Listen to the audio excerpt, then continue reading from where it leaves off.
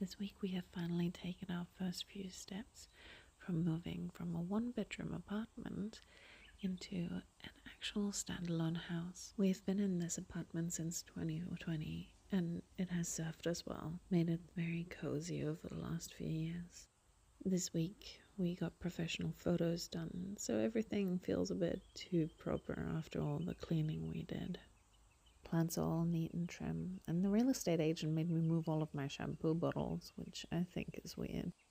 To be clear, the real estate agent is my husband, so, not in a creepy way. But yeah, see you next time.